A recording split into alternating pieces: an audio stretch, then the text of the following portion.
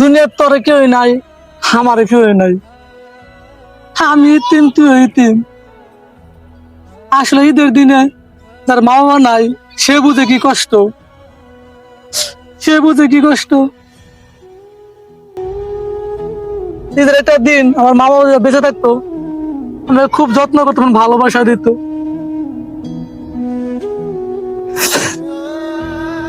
আরে ভাই, আপনি কার করে ঘাস খাওয়ান?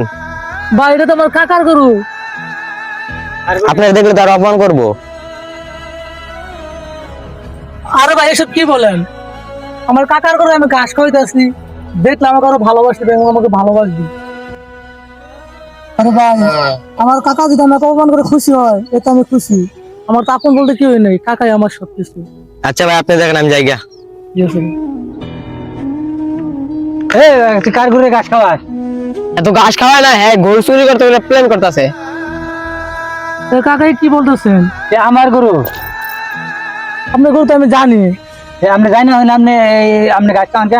আমার গরু আমি গাছ খাওয়াবো। কাকা আপনি তো আমার বাবার সময় সময় তুললো। আমার পৃথিবীতে কেউ নেই আপনি ছাড়া। না। আমি ভাবছিলাম আরো যে এই গরুর ঘাস খাইলে আপনাকে আমাকে ভালোবাসা দিবেন। আর আমি যে কথা কইলাম আমি খুব কষ্ট পেলাম। না, কষ্টের তো কোনো কারণ নেই, কিন্তু আর একজনের গরু আপনি খাওয়াবেন।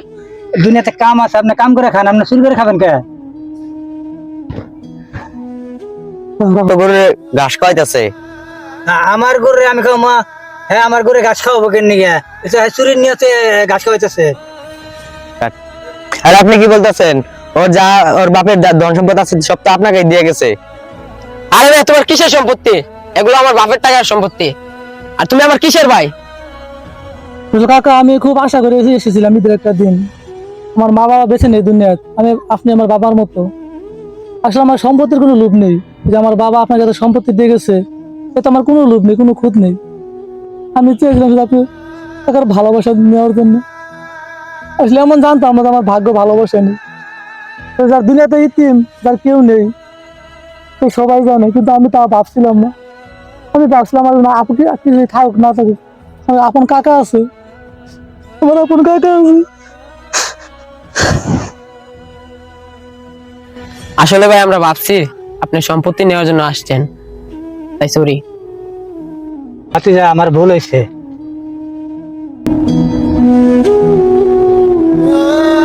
আসলে কাকা ভুল বুঝতে পারছেন, এটা আমি খুব খুশি।